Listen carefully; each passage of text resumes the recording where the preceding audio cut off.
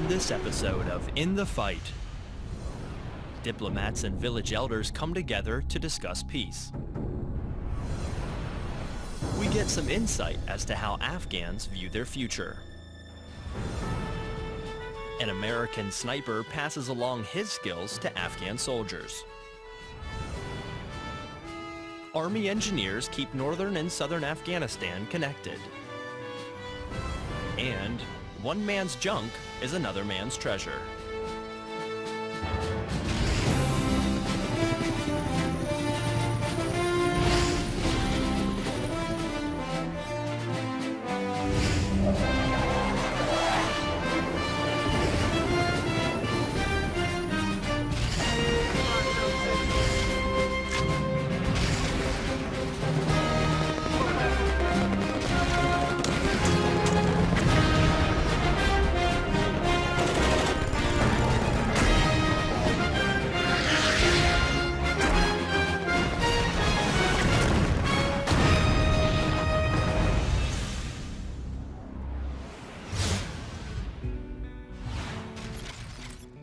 A jirga is an assembly of elders who make decisions by consensus. This traditional process of mutual negotiations develops a commitment shared by the community and is an important political pillar of the civil system throughout Afghanistan. Marine Sergeant John Jackson attended a recent jirga in the town of Sangin and brings us this story. Sangin, a small community located next to the Helmand River, has been a notorious insurgent stronghold throughout the past several years. However, U.S. and coalition forces, along with their Afghan National Security Forces counterparts, have worked diligently to rid the area of the enemy and enemy supporters. During the Sangin peace jirga, government officials had a chance to speak with village elders about peace agreements and how peace will be achieved, not only in the district, but throughout Helmand Province and Afghanistan. It needs to be shaped around three principles: renunciation of violence, breaking ties with international terrorism, and respect for the Afghan constitution. The peace jirga was another example of gains accomplished throughout Helmand Province and Afghanistan since the start of Operation Enduring Freedom. We have free media, we have private sectors doing well. There has been some good progress in education and economic fields, but still we do have challenges, and it will take some time. But overall, I would say that we have made quite good progress in the last 11 years. In addition to economic and education gains made throughout the country, the security of Afghanistan has seen drastic improvements. Not only has security progressed, ANSAF have taken the lead of security operations in many areas throughout the country. The successful peace jirga gave village elders the ability to speak to diplomats from their government as well as diplomats from the international community. And it gave the government officials a first-hand view of the progress being made in the once insurgent hotbed of Sangin. Reporting from Sangin District, Afghanistan, I'm Sergeant John Jackson. We hear the same patrol story time and time again. Soldiers recently took part in a foot patrol, or Marines patrol a small town in southern Afghanistan. In fact, we've covered many of these stories, but after a while, one starts to wonder just how effective these patrols really are. Army Specialist Matt Kazera shows us in this report.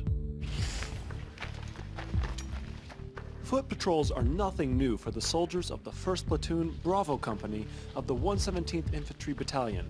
Throughout their deployment to Kandahar Province, the soldiers have left the confines of their base, known as HR-2, on an almost daily basis.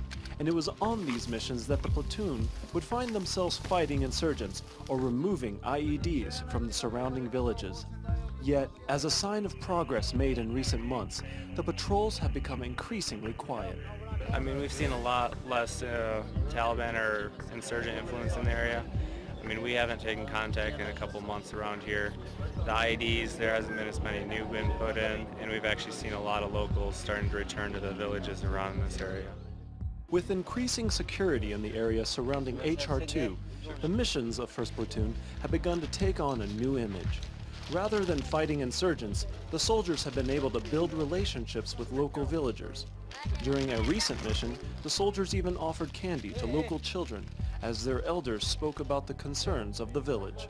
And while 1st Platoon has helped to bring peace to this part of Afghanistan, they know their work is far from done. Reporting from the Zare District, Kandahar Province, for the 2nd Brigade, 2nd Infantry Division, I'm Army Sergeant Matt Kazara. The war in Afghanistan has been going on for more than 11 years, and according to multiple sources, more people are leaving the country than are moving in. NATO Channel correspondent Ruth Owen tells us about a new survey that has given some insight into how Afghans view their future. Optimism about the future is increasing in Afghanistan. Over half of Afghans think the country is moving in the right direction. The Asia Foundation's 6th consecutive annual survey is widely thought to be the most comprehensive and representative collation of Afghan thought. Nearly 6,300 Afghans were questioned on a wide range of topics that are critical to the future of Afghanistan, such as security, the economy, political participation, and women's rights.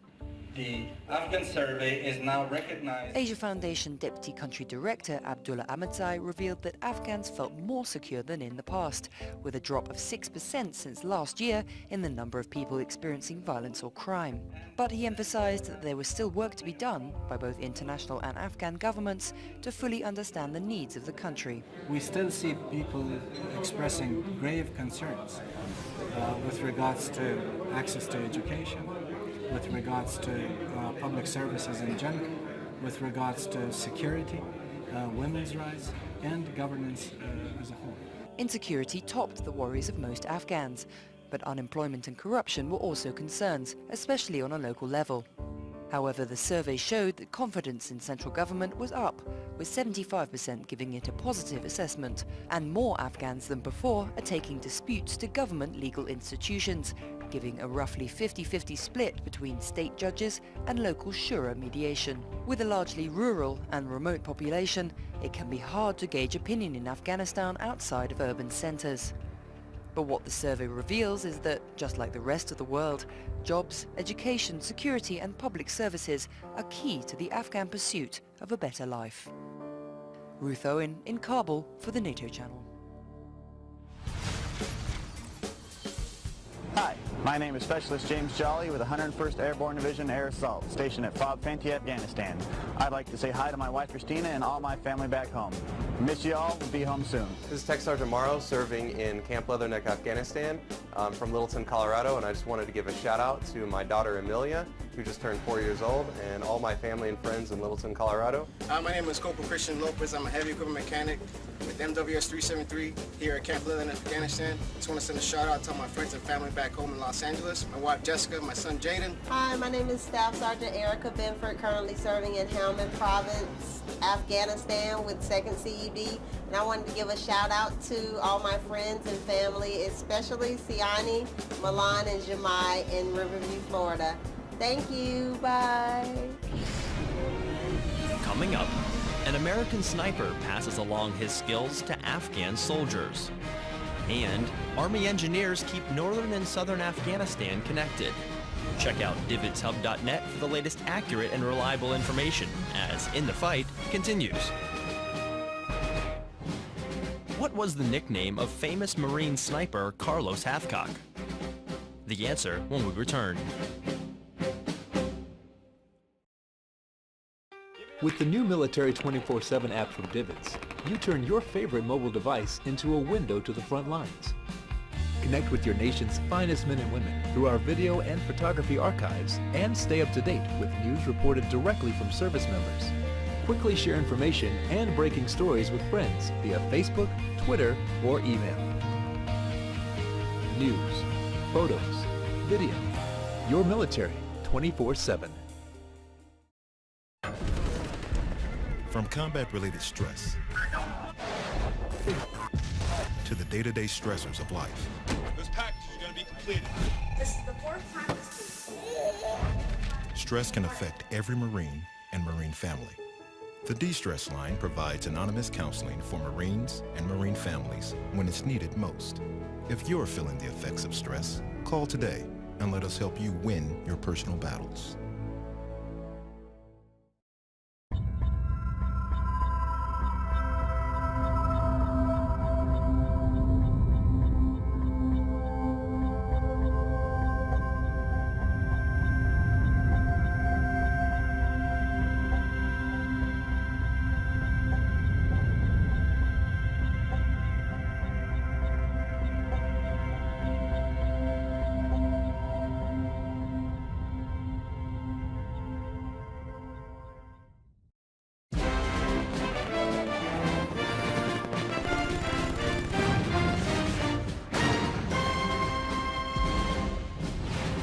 What was the nickname of famous Marine sniper Carlos Hathcock?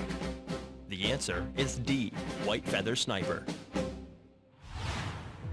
General Douglas MacArthur once said, "In many situations that seem desperate, the artillery has been a most vital factor."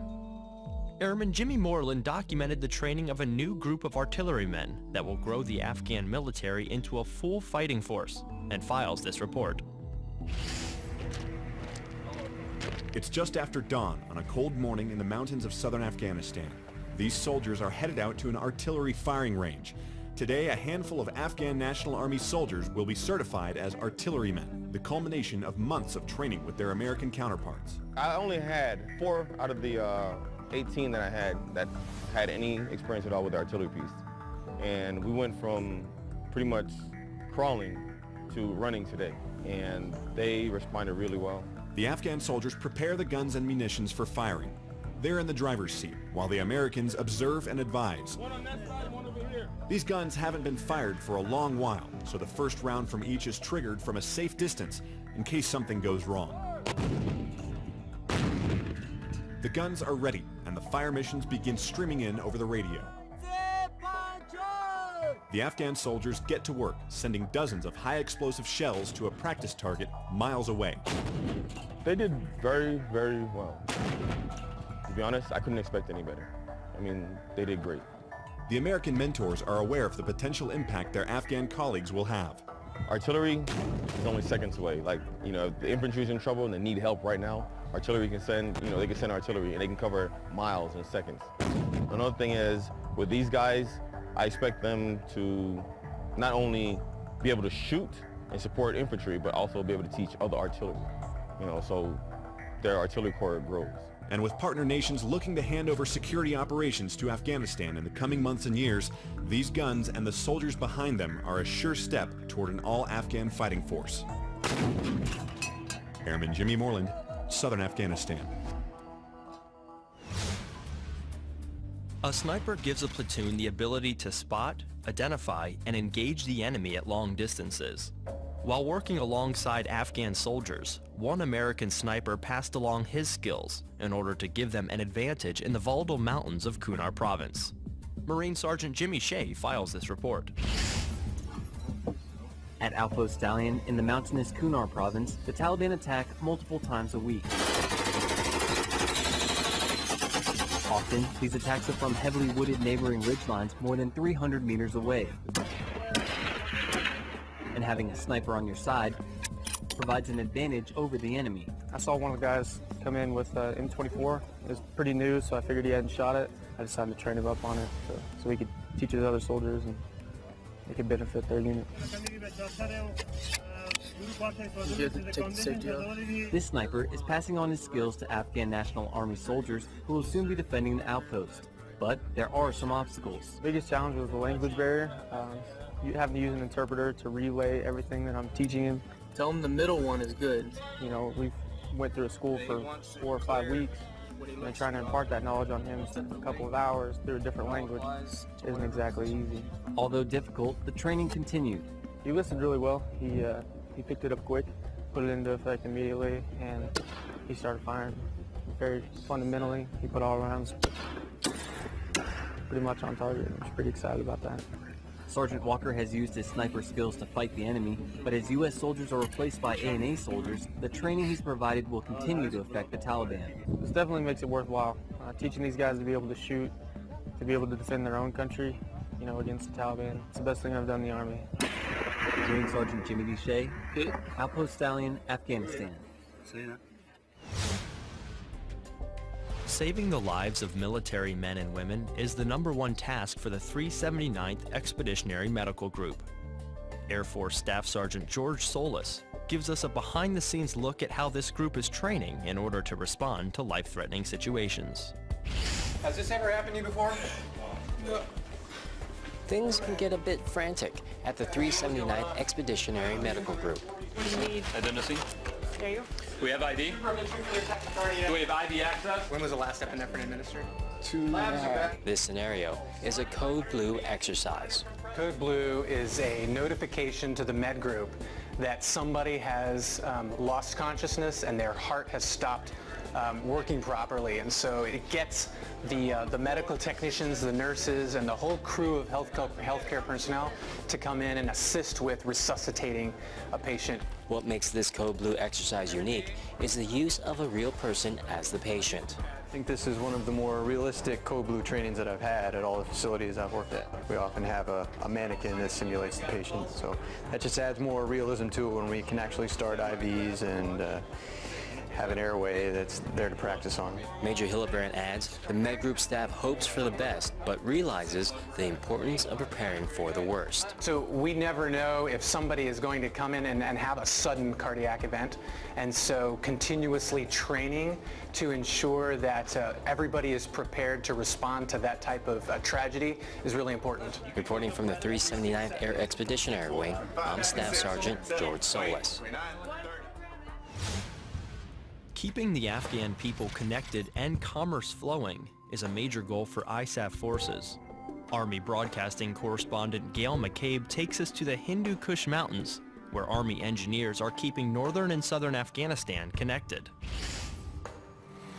Keeping the wheels of business strong and vibrant is a driving focus throughout Afghanistan, especially up in the north. Roads are absolutely critical to this campaign because it does connect the people to their government. And as a part of our counterinsurgency campaign, that is vitally important. The road, in this case, travels through the Salong Pass, the only year-round connection between Central Asia and Afghanistan. Built by the Soviets in the mid-60s, the tunnel is primarily known these days as a potential death trap. There was 40-some people that died here just this last year because of an avalanche going up the mountain here. So yes, there is avalanches and snow that does affect everybody.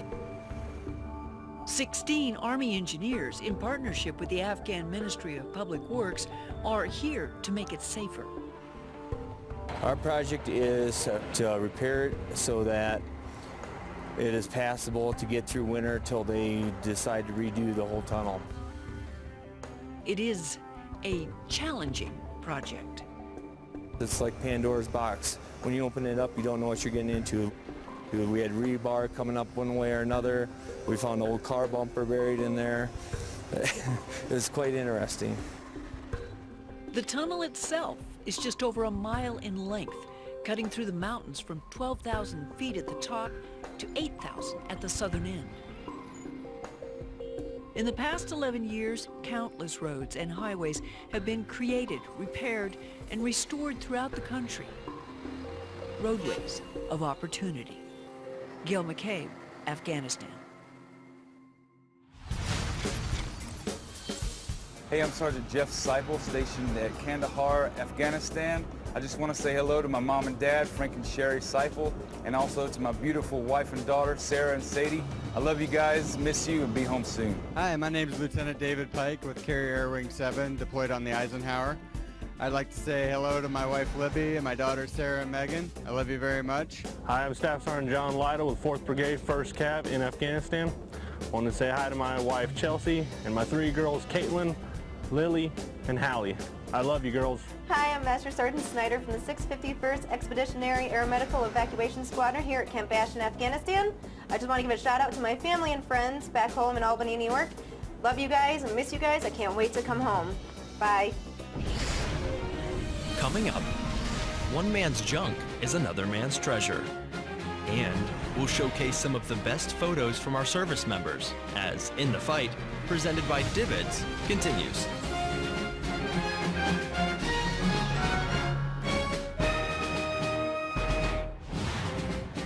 What is a KC-135? The answer when we return.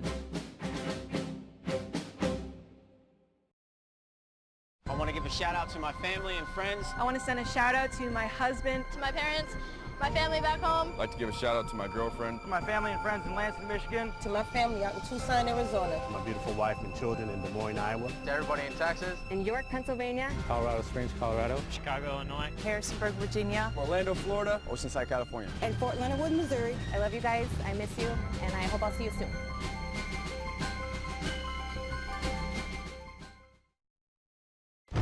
The environment is my passion.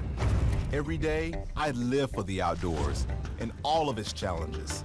That's why I enlisted in the Coast Guard. Now, I serve to protect the environment and defend my country.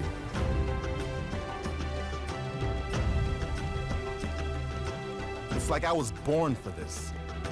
Were you born ready for a greater challenge? Find out at GoCoastGuard.com. With the new Military 24/7 app from Divots, you turn your favorite mobile device into a window to the front lines. Connect with your nation's finest men and women through our video and photography archives and stay up to date with news reported directly from service members.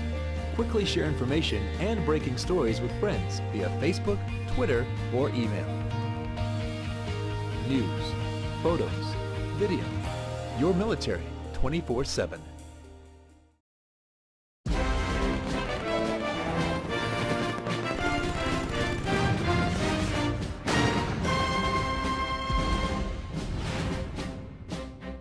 What is a KC-135? The answer is B, Air Force tanker aircraft. With cuts to military spending underway, the U.S. military is constantly looking for ways to save taxpayer dollars. Army Material Command Correspondent Joseph Givens takes us to a facility that has been saving the government millions of dollars each year. For a little rubber shop in northeast Texas, Army Material Command's Red River Army Depot is truly unique.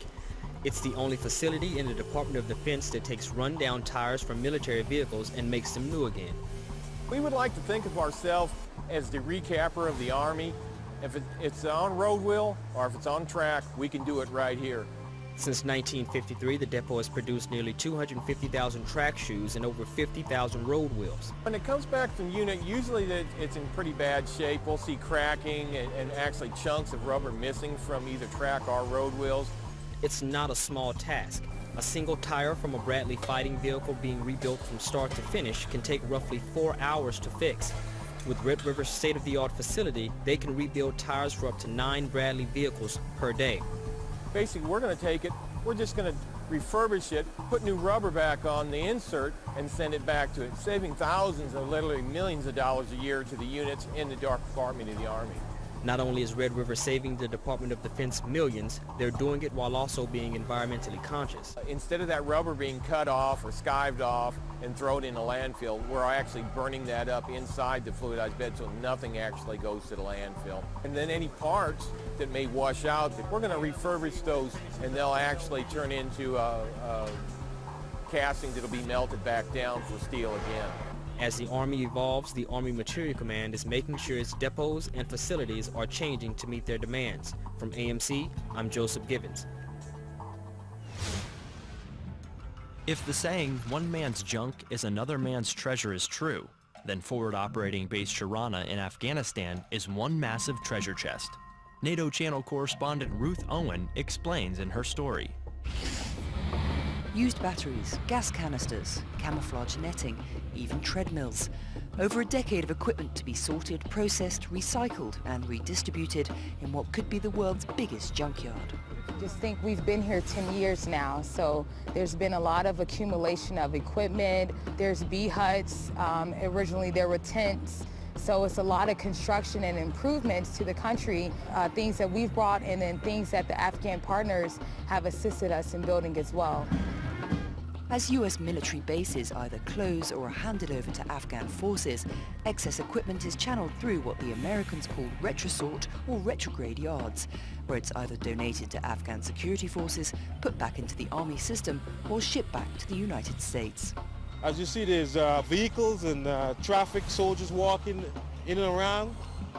It can be chaotic, but it's controlled chaos. The process goes where if a base is being closed, they will go out to our base or a COB, make an assessment to see what is available there, what we can give to the Afghanis, or what we can bring back into the Army system and make sure we can save some tax dollar.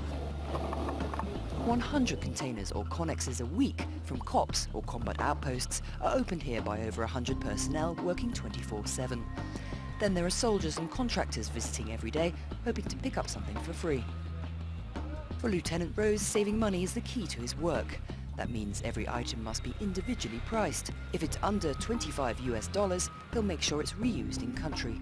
We will not send it back to the United States in a connex which can cost over $15,000 just to ship toilet paper or print cartridges. Responsible drawdown also means the US must dispose of hazardous materials and faulty ammunition, which could hurt soldiers and civilians alike. This is done through carefully controlled explosions. Oh yeah. But in the end, it's all part of a process through which Afghan forces are expected to take responsibility for their own operations and ISAF forces to transition to a mentoring role, something which soldiers on the ground say is already happening. This is Ruth Owen in Afghanistan for the NATO channel. DVIDS is a 24/7 operation that provides a timely, accurate, and reliable connection between the media and the military serving worldwide. Through a network of over 200 portable satellite transmitters around the globe and a distribution hub in Atlanta, Georgia, DVIDS gives you access to the front lines with live and archived broadcast video, still imagery, and print products. Visit our website at dividshub.net and search through our enormous video and photo library. Register on our website to gain complete access to high-definition content, along with breaking news alerts and webcasts from top military officials. For questions or comments about In the Fight or DVIDS, you can email us at ondemand@dividshub.net or follow us on Twitter and Facebook. As we close, we feature some of the best photos that DVIDS has to offer, as we listen to Eddie Horst's composition, Pangea. See you next time, In the Fight.